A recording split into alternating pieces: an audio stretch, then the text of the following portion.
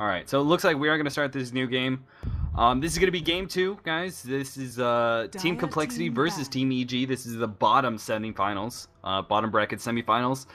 The winner of this is going to face the person I'm talking to, Painted Gold, his team, ex-Gosu, Hell who yeah. took out CLG in the first set of semifinals. Former 2-1. Oh yeah. Feels good, man. I was about to say, you don't have to answer this, but does it kind of feel good after your sponsor dropped you? Does it feel kind of good to be like sort of dominating the scene right now and going as the name ex-Gosu and not really having a sponsor? You know, does it feel good to be higher ranking than the actual Gosu team right now? Well, I mean, I expected us to be higher ranking than the Gosu team, for sure. But for us to be playing this well and be, I guess you can call it dominating the scene, it does feel good because we're just playing really well and we're really focused as a team. Everything is getting along well. We still have a long way to go, practice-wise. We haven't really practiced all that much because we're so busy with matches. But yeah, I mean, it feels great. We're looking at a couple sponsors right now, and hopefully there will be some type of announcement next week or something, or even this week possibly. Dun dun dun. Nice. Well, we'll definitely have to keep a lookout for that. I wish you guys luck. That you guys definitely deserve it. I mean, right now, I don't know if the Ghost Rankings has updated your guys' win, but as it stands, I mean, you just beat CLG. You could potentially be at that number 3 spot. Right now, you guys are number 4. And I think we're like, you know, 4 points off too. Oh, really? Wow. So we haven't got our win updated from Virtus Pro last night either. Oh yeah, so definitely, you guys could be ranked number 2, absolutely. So yeah, I mean, I hope you guys get a nice little deal with the sponsors. You guys definitely deserve it. Let's go ahead and get into this game where we've got Leshrac, Animage, and Furion. Ooh, lost it there for a minute. Banned out by Complexity. Lycan, Brewmaster, and Invoker being banned out by EG. I just wanted to, I don't know, your thoughts on, was it you or Bull? Yeah, it was Bull I talked to. He said Lycan's definitely top pick, absolutely. You know, or at least one of the top picks, and he doesn't really agree with letting the other team being able to pick up Lycan as a first pick. Do you feel the same? And the same question goes for Brewmaster. Well, you can't ban everything, man. That's true. That's true. There's so many heroes that we don't want to play against, but you have to prioritize what you actually want to ban, what you want to play against, how you want to deal with them, and stuff like that. Like, I don't ever like giving away Lycan. He's an extremely momentum-based hero, and he can, I refer to him as cheesy at times because, like, he doesn't take all that much skill to play, per se. He's not like a skill requirement hero, so I don't like to play against him, but there are situations where you just don't have a choice. Reserve time. And that's pretty much my stance on it. Well, I mean, obviously EG feels that they can still get the Chen first pick. They don't want to give them any of those other heroes. I really agree. I mean, Lycan, Brewmaster, Invoker, all of those are just too strong to deal with as first picks. So we are going to see the Chen once again being picked up by Complexity. So they are going to give away that, but like you said, they're probably not going to be. We're probably not going to see the same strategy already. A bit of a difference here. We've got Woodrunner and Tidehunter. Both heroes are going to be able to deal much better with what happened last game. I mean, Ravage just being able to hit a nice Ravage, interrupting a big team fight, maybe stopping Omni Knight from being able to get an ultimate off and pick off a hero. Much different situation right off the bat. So we'll have to see how Complexity, if they're just picking up the Chen, what they're going to do here for their 2-3 for the last set of pickups in the first phase. I really hope that this isn't a support tide from EG. An under-level tide is very easy to deal with, and yeah, he's just incredibly easy to deal with, and he's incredibly easy to push on. So like, if this is a support tide and he isn't getting his Ravage fast, then they're just gonna be able to push like at least 2 tier 1 towers, and that won't look good for EG. Okay, so you think if you're gonna run, like, you think obviously, you know, farming tide is much better. And if you have to run, and you're right, in this situation, if you do have to run Tidehunter as a support hero, you probably want like a really offensive tri-lane that you really want to win really hard so you can get those extra levels for him. What exactly do you see EG picking up here? I mean, obviously we're still waiting on the 2-3. Venomancer being picked up by Complexity. Team pick. Do you think they're going for a different lineup here all around? They're just going to focus on their own Honestly, since lineup, they gave him Chen, yeah, I don't think that they have to vary up their lineup that much, and I don't think that Complexity feels that they have to vary up their lineup that much. I wouldn't be surprised to see DS pick next, the exact same as last time, except Chen was the third pick, and DS was the first pick, Veno was the second pick. Yeah, not a whole lot of changes. 10 seconds oh, sorry, I was Skype messages, yep. Steam messages. And there's the Darkseer pick. Yeah, no problem. There's a tier pickup, like I thought. What's gonna be different in this game is, I don't think that EG is gonna let them have Jug, not with this lineup, or maybe even Omni Knight. They found the problem. They might find that Omni Knight is too difficult to handle, or they might find that Jug is too difficult to handle. Whatever conclusion they come to, I think at least one of those two heroes, if not both, are going to be banned. Okay, so in sort of healing push lineup, I mentioned earlier that a lot of times when I see it, I see sort of like carry Necrolite. Do you think that it's viable in that sort of can you replace? I mean, obviously Necrolite's a much different hero than both Omni Knight and Juggernaut. But do you see any viability in Necrolite in the scene right now, or is he just sort of only a heal squad sort of based Vith pick kind of hero? He definitely has viability. Without a doubt. Yeah. I actually thought of like a lineup that could have good potential with the Necrolite in it. Basically, it's if you get like a Panda or something, you want to go like a really strong mid game push. A Necrolite's a good pick, a very good pick. And I don't know if Panda or something with the Necrolite, then that's a lot of heal, and Panda just causes so much commotion. It basically, like, Necrolite's a really strong mid-game hero. With that and the unlimited death pulses and stuff like that. So he's viable. It just depends he's easy to gank and stuff. He's not the best solo either at keeping other solos out of lane. So that's kind of what prevents him from getting picked up. But it's really team preference and what they like to run. That's what I say about like picks nowadays. It's really about finding your own style and finding out like what you like to run, and just maximizing what you like and the potential of the lineups that you run. All right, well, we're going to see Enigma being picked up, so there's another change in the EG lineup. Another great team fight hero, obviously. Combined with Ravage, you're talking about setting up some nice, easy black holes. Once you get some levels, maybe he picks up Blink or BKB. You're talking about some really good team fight with Enigma. So much different setup already. Now banning out the Dragonite by Complexity. I'm kind of surprised they're banning out Dragonite. We're also going to ban out Riki. I don't think that's too big a surprise there. But Queen of Pain being banned out by EG, Complexity obviously has a very strong Queen of Pain, and they are still kind of lacking that solo mid. Sometimes we see Queen of Pain not suicide lane, but sometimes solo mid. Since we already have the Darkseer who's going to be suicide lane, most likely. Or they could run it in mid again if they happen to see, if EG picks up another melee carry, that they're going to run dual mid. But really, that's probably the only time we're going to see Darkseer solo mid, is when he's up against a 1v2 situation with a melee farming carry. Is that correct? Yeah.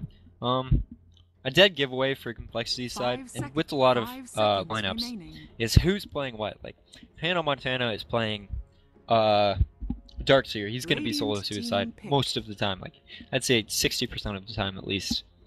I'd actually bank on him soloing the long lane. But if TC gets it, then that means that it could be a jungle Darkseer, it could be a solo mid Darkseer, anything. So, like, knowing what your opponents play and what roles they play is very important as well. Like, we did the same thing with CLG today. Like, Pycat's on this hero, Miracle's on this hero. We know their lanes. Like, it's specific with suicide laners. Like Smooglig, he always plays the suicide lane for CLG. So we know like he's gonna be in the suicide lane when he's playing. Interesting enough, Omni Knight they already picked up Juggernaut, and Omni Knight's still in the pool. They didn't choose to ban him out. They banned out Queen of Pain and Syllabear. Both are, I think, pretty strong bans. Queen of Pain. Complexity does have a really strong Queen of Pain, and then basically being able to line that up with the Darkseer. Anytime you have any sort of grouping mechanism or any sort of great AoE stun, combined with Queen of Pain, because that ultimate is just, sometimes they can just walk away from it, and you completely miss it, and then you feel like an idiot. But anytime you have some sort of setup stun for the Queen of Pain, very, very helpful. And then obviously you see the push coming in from Syllabear. You could potentially go for that sort of, instead of going for that Radiance build, go for this sort of tanky pushing bear. Maybe get a pipe, that sort of thing, and just try and soak up damage and push in. But they don't ban out the Juggernaut and the Omni Knight. And they obviously have a much different lineup this time to face up against it. The question is, they can pick up Omni Knight right now. Do you think they should pick up this Omni Knight? If they do, and is EG's lineup different enough and more teamfight orientated enough that they're going to be able to deal with this heal squad? EG's taking a much different approach to this game. In the Chinese meta game, Earthshaker specifically was used to counter Chen. And we see Beastmaster last pick from coL. Great pushing potential from Beast, great pick-off potential. And the attack speed aura is really handy in teamfights. But yeah, in the Chinese metagame, Earthshaker is used specifically to counter like Chen, because he can block off the creeps, save whoever's the farmer in lane and stuff. So EG has a different game plan going into this game. 10 seconds remaining. They're also talking about some serious teamfight ultimates. 5 seconds remaining. But those teamfight ultimates are kind of negated by Chen as well. So my question is, why do you think they chose Beastmaster over Omni Knight? I mean, Omni Knight, they could go pretty much the same exact lineup. Why not this time? I mean, it would still fit, wouldn't it? I mean, they've got some good team fight on AG. Wouldn't having an Omni Knight be pretty strong? Is this just because the extra push coming out from the aura? What do you think is going on here with Complexity opting for Beastmaster over Omni Knight? Running the same lineup twice in a row, the exact same stuff. Like this, 10 seconds hardly ever works, honestly. 5 seconds People learn how to counter it in the game during Radiant last game. team Like, they pick. know how they should have responded better and stuff like that, how they could have responded better. We see a Tinker pick up, which is one of Bulba's signature heroes. Yeah. I love watching Bulls Tinker. It's great. And so are we going to see a March of the Machines max out here to try and defend the towers? I mean, that was not too long ago. That was the sort of thing. But part of that was the fact that March of the Machines, there were too many goblins spawning, they were doing too much damage, and they were moving too fast. I think it was all those three things. Do you think it's still viable? Should he still go for it to try and defend towers? What do you think he should be going here? It got nerfed, but it's still very, very strong. Especially, yeah, it still has the same anti-push potential. It's just not as much damage. It still does a ridiculous amount of damage if you try to stand in it. So, it's good for stopping pushes, and it can keep the heroes out of the base. Such as, the chip strategy doesn't really work that well against Tinker. Right. And isn't that sort of chip strategy, I mean, they can't do it as long, but with the Beastmaster now, with that aura, can't they do more damage faster, but they just can't do it, over a longer time, because they're missing that extra heal. Is that right to say? Am I getting that right?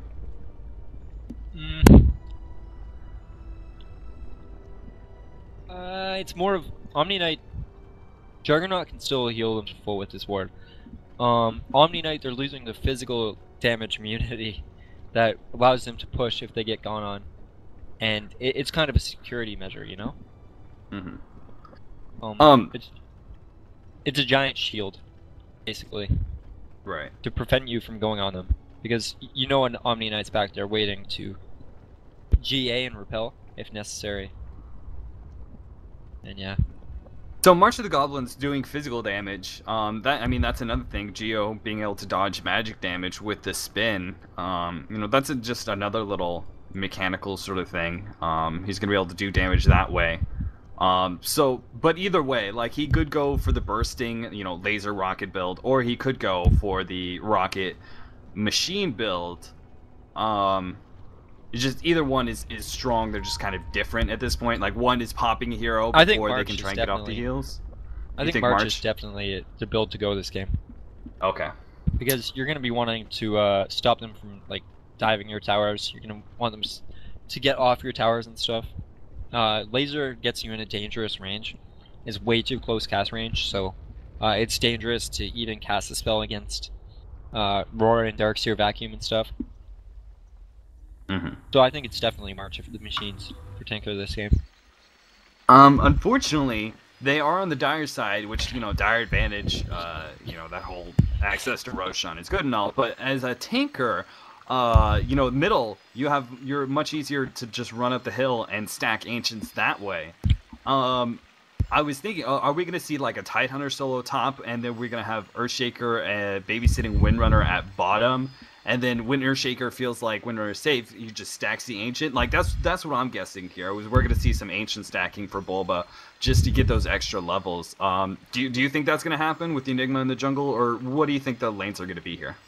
I think it's realistic for it to happen. EG Fear's on the Tidehunter, which means he's their hard carry player, which means it's definitely a farming Tidehunter at this point. So I would assume that he's going to go top. I don't know what the lanes are going to be. A Tide ES lane, or it's either going to be ES Windrunner bottom with the Tide solo top, or it's going to be ES Tide top with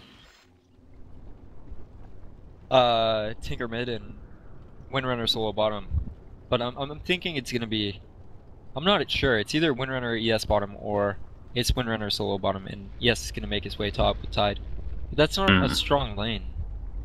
So. Well, Bulba already calling out, we had a little bit of pause in an admin ruling on being able to smoke neutral. If you guys don't know, basically the idea is with Darkseer, with a lot of heroes, with Batrider, with, Tinker is one of them, just being able to smoke, sit in the middle, and be able to spam your AoE spell. Obviously for Darkseer, it's Ion Shell, Batrider, it's his Flame. Tinker is just able to spam March of the Machines, which you don't really need smoke for it, but it's a little helpful. You're able to do it just fine without. But they made a call on that. The admin did rule that it is allowed. So they're already on the lookout for that, and it does look like, as it stands right now, we're gonna see Tide Earthshaker at top with the Enigma jungling. I'm interested. I was kind of hoping to see that the Ancient stacking that Bulba loves so much. Just gonna be able to pop that. It isn't as easy as, you know, since they kind of nerfed March of the Machines, but still. Oh, it's still incredibly easy. 30 seconds okay. to battle. It still does a ton of damage. I think it was 4. You needed to clear like any amount of stacks. You needed to cast March of the Machines 4 times. Yeah. And yeah, Complexity is very familiar with the strategy with coL Mike, aka the strategist. Just kidding, but Mike, he's played this a lot in NADL games. And I wouldn't be surprised to even see like a possible ward go up at the battle begins. Dire's Ancients to prevent it, or some way to just stop them from doing it. I like what they keep doing. I forgot to mention it last game, but I called this out with Chen. I mean, he doesn't do anything as all junglers do. They don't do anything in the first 30 seconds. So what he's been doing, as you know, same as when Darkseer surges a creep early on, or you have Deny Enigma. Fluff and stuff has been using Holy Persuasion to teleport one creep back to the fountain. So you only have 3 creeps enter into lane, and then you get a melee who's completely separated. So it helps the lane push in, and that means EG Fear, who's farming a top solo, versus, oh man, he got Gush right off the bat, and he's using it to CS right away.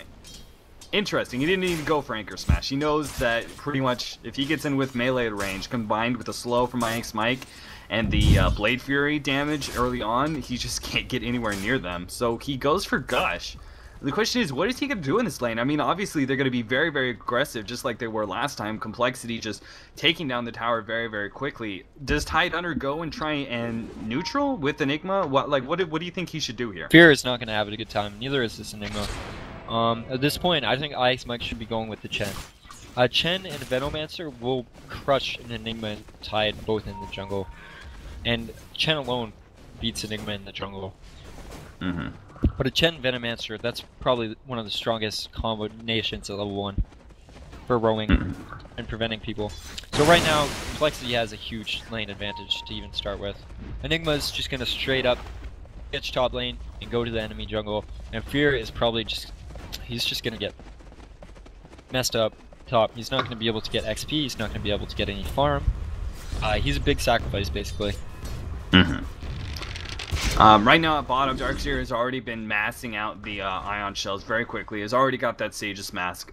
So he's already got some mana regen. Enigma moving to bottom jungle now. Betas is going to be in the offensive jungle now. But with Darkseer, they don't have the same advantage. Darkseer's able to push out the lane very quickly, even though he's solo. He just spams Ion Shells over and over. So they're not going to be able to push the tower like they can at top. So really unless not they the kill same Darkseer. advantage. Unless they kill Darkseer, you're right. You're absolutely That's right. the key to pushing the tower. But honestly, like, this setup is already huge for coL. Like, Jo gets complete free farm. Fear has nowhere to go. Absolutely nowhere. They're gonna get that top tower as soon as they want to, which is right now because you see Jug auto attacking the creep wave. So they're getting this tower right now. That's gonna give them complete map control over the dire jungle and give them more control of the game. It's honestly, right now, it's looking the exact same as game 1. Yeah, hopefully the change occurs in the mid game. Hopefully they're going to be able to come back here. Hannah Montana already jumping on Betas. Look at the Ion Shell just doing work. He's not even wasting Surge yet. Stun does go off. He doesn't try and continue the chase because he knows that Universe and Demon are going to be shortly behind with all their nukes. And top tower is already at half health, and they're now committing to it. Yeah, Hannah's a huge key to this strategy right now. He can't die bottom.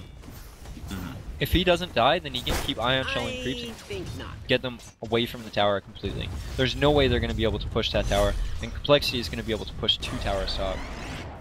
Yeah, EG already kind of getting aggressive on him. Had Universe go from behind, they were hoping to hit some sort of stun, but they don't have Shackle Shot either on Demon, so I mean, it's nice that they have level 2 Malphite, but it kind of seems like they're going to need levels and have a level in Shackle Shot before they can really take him down.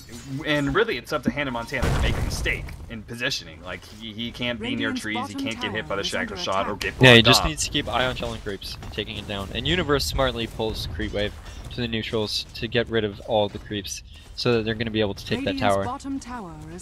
That's pretty much the only way that they would have been able to take the tower. But yeah, it's a 1-for-1 trade, which is best case scenario for EG at the moment. And it's really good. EG Fear is still 1 in the OCS, but level 2, he's going to be so easy to push on. Like I said, Tidehunter needs his levels. He absolutely needs them, and he's not getting them. With an aggressive push strat, they're going to be able to push on him so easily. Yeah, I mean, we're talking about it's all suicide lanes. Hannah Montana is level 4, 11 and 0, while EG Fear is 1 and 0 with only, level 2. Clearly the advantage right now in the laning phase is to Complexity solely because there's that big gap between their suicide lanes. In middle, though, we're talking about TC, who's now 25 and 2 versus Bulbous Tinker, who's 19 and 2. So he's doing a very good job in middle. They took complete control of the Dire's jungle, and on top of that, they're taking control of mid. Bulba has to stay all the way back because Fluff is a complete threat. Like, with Beastmaster being level 6, it's so easy to kill a Tinker mid. He has to be super wary of smoke ganks. I really wish Fluff got a counter ward so that he could counter ward that ward, because it would be so vital to just making Bulba a scared little rat, basically. Like, he's a rat backed into his corner, and Complexity's the cat right now. Yeah, and with Beastmaster, his build going right now, maxing out the axes, and then after that maxing out Inner Beast, which is great for pushing. We're going to see Hasted TC going bottom. He's going to try and counter this. Hannah Montana was getting chased. He pops the Ion Shell on himself, and he's going to try and go in. Beat is definitely dead for. But they do get a counter kill in Hannah Montana, so a little bit of mistake there. I felt like he could have just Ion Shell TC and ran away there, but TC is going to pick up another kill here on Demon.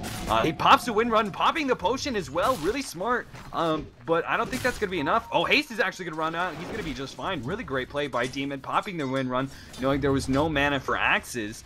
Popping the wind run and popping the potion at the same time so he can get a bunch of heal uninterrupted. Really smart play by Demon. The haste goes down, and so the chase does not continue. Meanwhile, top, we have 4 of the Dire side up there trying to protect this tower as much as possible. And Complexity is fine with that. I mean, with 4 heroes in a single lane, Windrunner picks up the Beastmaster. TC goes down. I missed that. I saw it all. Done. It was phenomenal play from Demon. It was really nice. His choice to fight in the first place was a really good choice. Because he interrupted Beastmaster's bottle and stopped him from getting mana for axes that would have finished him off. And then he just hung around with the shackle. And he shackled him to a tree, power shot, and then he just right-clicked him. I think Demon had phase boot, so he had quite a bit of damage, yeah. And he had the move speed, and yeah. Radiant's middle tower is under attack. Well, we still have the 3 heroes up at top. The tower is almost dead already. 255 health left. Really one good push in from Chen. Just any sort of opportunity where Geo can pop his ultimate and Blade Fury, pick up a kill or 2, and then they're going to be able to take the tower. Nice little counter coming out from Vitas. They do pick up that. He doesn't. No misses uphill. If it was me, I would have missed like 20 times uphill. I swear to God. Yeah. But they are going to pick up the tower easily. GG just can't defend this. I mean, Enigma's not even level 6. They don't have a black hole. EG Demon, he does come top, but it's not in time. They're not able to pick up anybody else. So as it stands right now, I mean, the shining light for them is Lightness. Bulba is 31-3, and Demon is 31-11. So they have 2 farm. They have farm on those 2 heroes. That's the most important thing. But the gold graph is just dipping slowly in the favor of the Radiant. Almost 3,000 already. 8 minutes in, 1-2. Okay, what Complexity did here was they traded like levels. They traded Chen and Venomancer's levels for Enigma, Tidehunter, and Earthshaker's levels. So it's a big trade. They traded the supports levels for a Tidehunter who is meant to be farming, and Tide is useless until he's 6 pretty much. And even then, if he doesn't have the farm and he gets 6 too late, it's just really easy to deal with him. And it's just they made the trade, and it's going really well for Complexity because that trade is phenomenal. The supports for not only the enemy supports but also the farming Tidehunter that was supposed to be. The Tide is supposed to have. If you follow Chinese Dota, there's a 1-to-5 roll, and the Tide Tinker is supposed to be 1 in this role, meaning he gets the most farm out of anyone. And the 2 in this role, in this lineup for EG would be the Tidehunter normally. But Tidehunter, he isn't getting the farm. So he's going to be taking on like a 3-4 roll or something like that. So immediately their game plan is messed up. And yeah. It's just, it's a big play from Complexity. They have all the heroes they want doing things that what they want their heroes to do. Like, they have the heroes, the right heroes farming, they have the right heroes getting XP, and EG doesn't have the right heroes farming or the right heroes getting XP. Yeah, as it stands, Tinker's just so scared in the middle. I mean, Geo's just able to go back and forth. They do have that ward up, which is helping... No, actually, that's sorry. Completely out of it. The Radiant side has a ward up, but they have no vision. So pretty much Geo's just able to go back and forth between middle and top, picking up what farm he can, and Bulba's just scared. TC running straight through with the invis, does not pick up the Tinker. Barely missing out on that one. But instead he is going to start heading for bottom. The rune. Where is the rune? I think I saw Bulba go down for it. Nope. But yeah, I mean, he's still another 1,000 away from TP boots. He does have max marksman machines, so that's going to help. So if they can try and defend these 2 other outer tier 2, tier 1 towers, that could be really good. I mean, because top towers were going to go down anyway. If they can sort of keep the lane back as close to the tower at top as possible, sort of a safety farm as much as possible at top, and then just defend those bottom and middle towers, I think they could be decent, but it's really going to rely on, first of all, Tidehunter being able to hit good Ravages and just being able to spam over and over and grabbing the Boots of Travel as soon as possible before they start pushing in. Tide did pick up Ravage. He is now level 6, which is all important. EG is, they're going to be relying on Complexity. Complexity can't overplay. That's really the key here. What EG would like to do is bait them into diving them so that they could get a nice Ravage off, possibly a nice Black Hole, and just Tinker spamming March, and they have to run through March. And that's just suicide. So Complexity can't get baited into that kind of thing. And that's what EG's game plan is, to come back into this game. Alright, well, let's go ahead and go over the Girl Graph. 4,000 in the lead for the Radiant. Recent item pickups, I mean, you've got Arcane Boots, actually at bottom, just a vacuum, nothing big happened. Geo, of course, he's getting that Phase Boots drums as he did last game. We're going to see Necro Book already going for TC, already has the items, he's just waiting on the recipe now, and he's automatically going to be going for that. Hannah Montana, presumably, is going to be going for that pipe with the Ring of Health. Already getting up nice and tanky. What else? Windrunner's trying to work towards that push stick.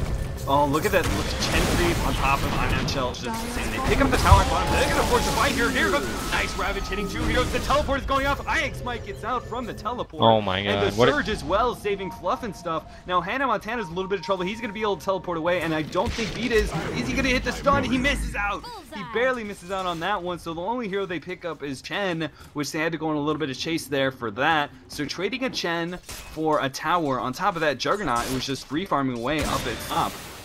Absolutely worth it for Complexity. Some great jobs between the Surge, the teleport, and the Chen teleport as well. Doing a very good job minimizing their losses in exchange for that tower. Yeah, that was really nice play. It's funny. Fluff first teleported out Mike. He took a lot of damage. Then Hannah Montana surged Chen away, but he couldn't get away because he got stunned. But then Hannah Montana TP'd out. It's just a funny turn of events, really. It was really nice play to watch. I enjoy epic escapes like that. It would have been even better if Chen got away. Oh yeah.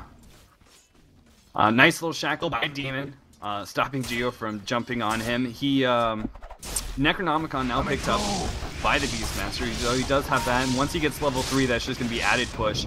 And that means Tinker's going to be in a lot of trouble. I mean, if the March in the Machines, if he takes a little bit too much damage, I mean, Necronomicon melee creep, it's hard not to kill that. It just runs into the March of Machines and does an uber amount of damage to you. Combine that with Beastmaster himself just locking you down with his Primal Roar and axes, and then following up with anything else, Tinker's definitely a dead man. But he has the Boots of Travel now, so he's going to try and push out these lanes as much as possible. He's just going to have to do it very safely. At bottom, IX Mike picks up the Invis Rune and slowing Demon down. We're going to see Geo jumping in. He's going to try and teleport away. He doesn't get out. The Roar goes off, and they pick up that kill. TC barely getting there in time with a Primal Roar, and Demon goes down, dropping that killing streak. That was a big kill for Complexity. Demon, he's the momentum EG has right now. Like, he's playing well. He's probably the most core hero to kill on EG. Hannah Montana, great vacuum up to the Ancients. Very well done. Making sure that he stays alive. Enigma's pushing in top as much as possible with his Eidolons, but really there's not much he can do. He's trying to pick up that mech as fast as possible so they can, hope to defend these team fights. Geo's going to be able to pick up the Diffusal, same as last game, fairly soon. He does get a laning ward up at top, and unless they get another, jungle ward, any sort of, rune ward anywhere in there, they really need something like that to protect the farm at top. Otherwise, something like this Juggernaut just bursting through middle and going up into the jungle could be some serious trouble. He does not have his ultimate, but there goes the stun. He's going to pop Blade Fury, and there goes the teleport, so great job. Sorry for cutting you off, but no, go ahead. I didn't think he was going to get the kill. But anyways, Jo is at least as farmed as he was last game, if not even more farmed. I think he's more farmed this game. You see, he already has his drum phase, Bassi, and he just picked up his Diffusal Blade. And that's a 15-minute Diffusal Blade. I think that's even faster than last time, which is going to let them get good control of this game. he's gonna be able to kill Enigmas that stray like Vias was. Well, hopefully they're going to be able to pick up another tower. I mean, just any little bit of influx of gold is so important right now for EG. Middle is kind of low, so hopefully sometime Tinker will be able to sort of surprise push that out the way Tinker does, just being able to teleport everywhere on the map. And he's trying to farm up as much as possible. The rest of the EG team is smoked up at bottom. Yeah, they're trying to bait Fear. Oh, they're going to run into a Darkseer right here. This could be good. They hit a nice little stun combo. Shackle Shot does not latch. Now we're going to see a vacuum over the other side of the wall. Great job by Hannah Montana. Twice now with great vacuums. That vacuum was funny. Actually, might be Complexity with hasted TC. He's going to come in. He's going to pick off somebody. He's going to choose to ult beat it. They're going to try and pop him up. Nice stun by Earthshaker trying to save him.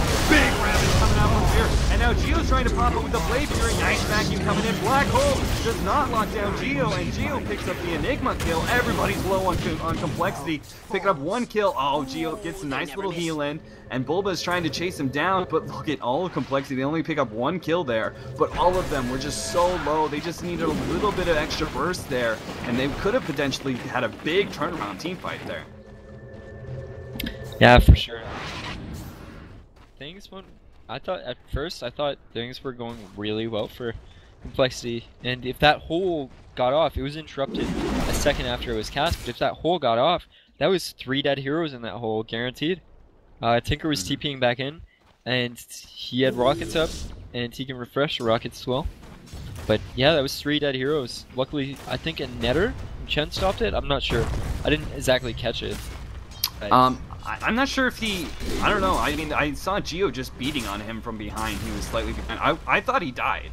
And that's how it got interrupted. But I could be wrong. Maybe there was a stun happen just before he died. He might have died. That makes perfect sense. He was really low. But yeah, I mean, if he had Geo as well, I mean, he probably would have sacrificed, you know, probably would have only gotten 3 heroes still and just sacrificed one other one for catching Geo. But if he had caught Geo there and been able to, you know, hit the full black hole, absolutely, like you said, they just would have completely turned that fight around. I mean, this is the potential that they didn't have last game with Animage. They actually have some really great team fight if they could just get it. I mean, it was so close. It was so close. I mean, just look. I looked up, and the green health bars were all for Complexity. It was just insane. But you know, just one good team fight like that can completely turn things around and slow the momentum that Complexity has right now. Unfortunately, it's going to have to be, you know, sometime soon, because right now it's 7,500 for the Radiant, and Complexity has shown that they are, you know, disciplined enough this sort of lineup that they can just sit back. We're going to see a jump in on middle. Nice shackle shot coming in from EG Demon. He's going to try and pop up himself. He backs off, actually, knowing that the heal is going to come out.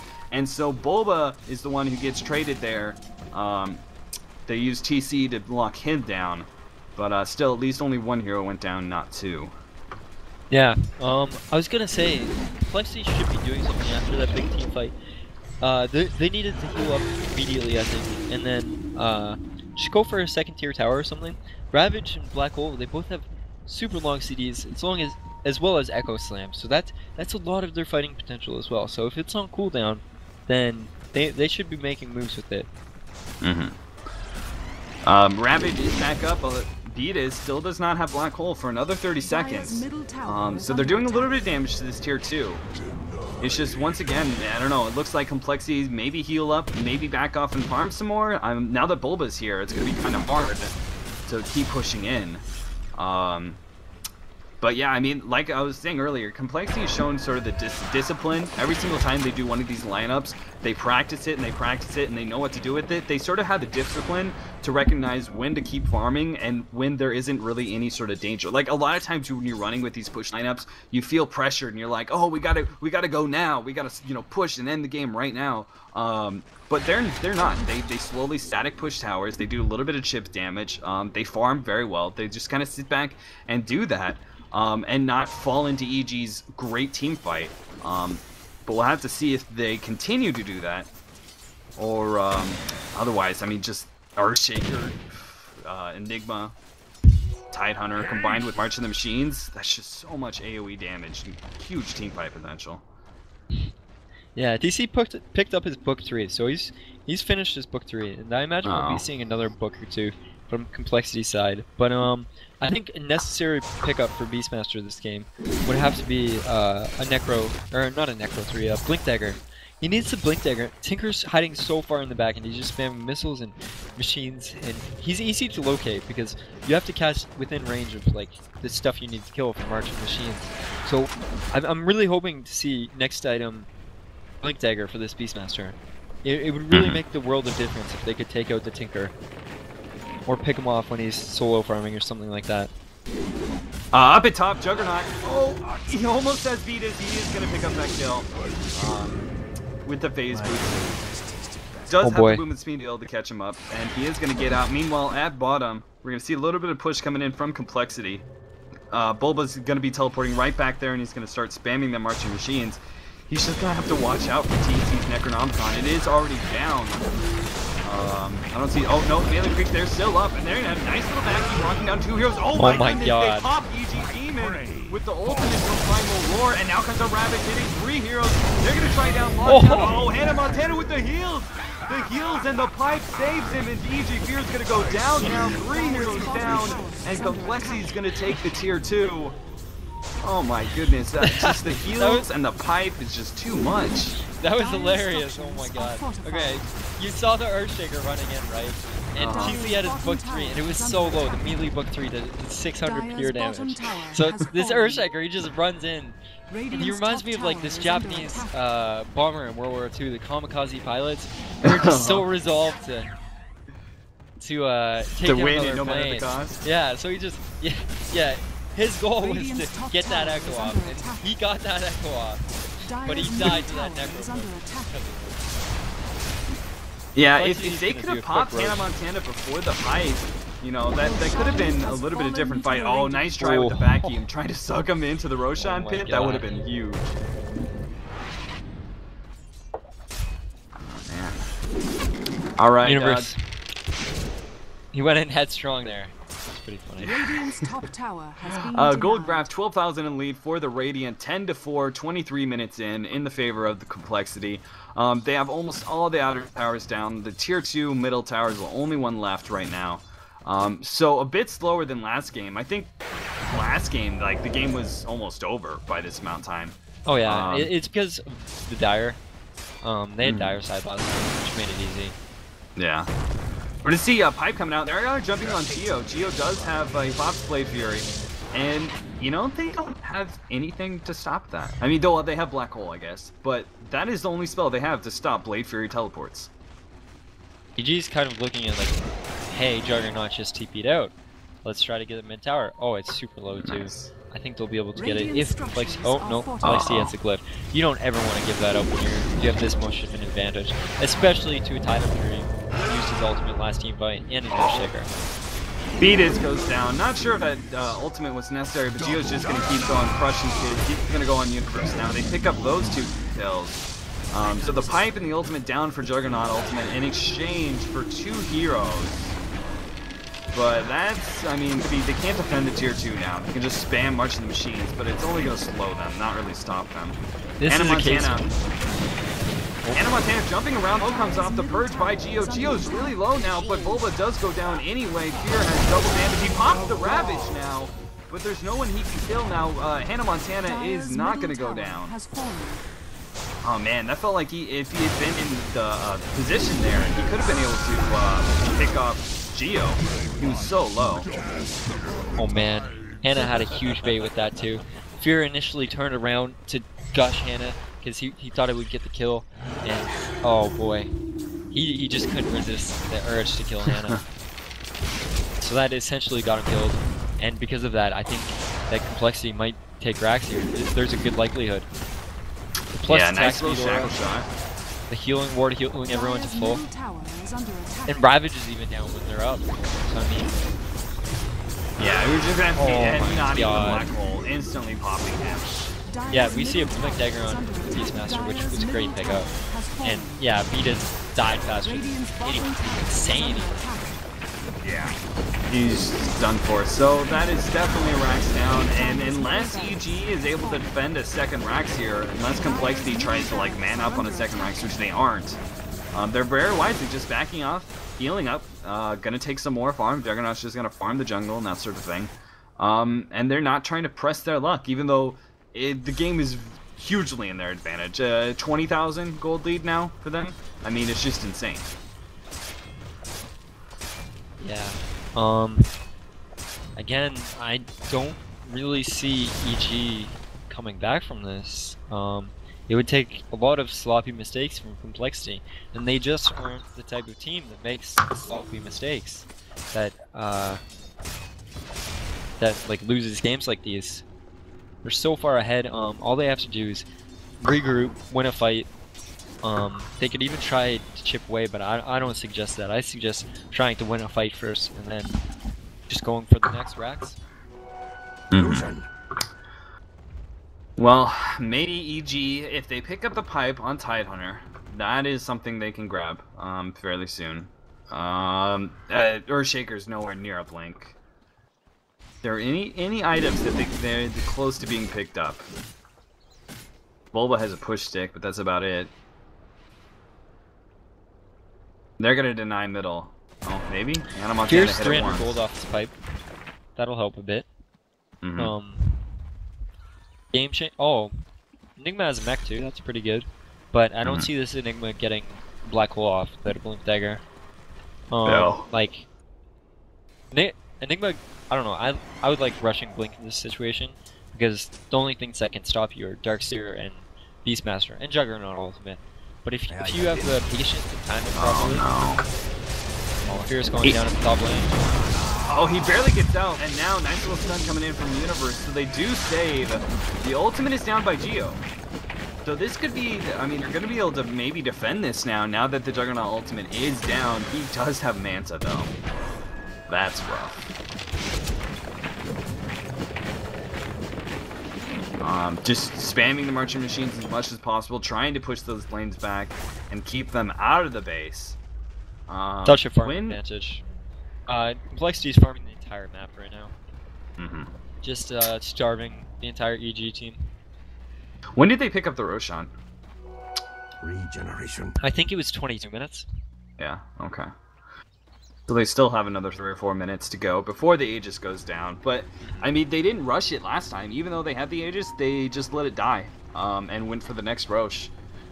They didn't try and like force some sort of team fight and blow the Aegis or anything like that. They might catch up Complexity. Hannah Montana is caught out here. If they can lock down the stuns, pipe does go off on both heroes. Huge vacuum.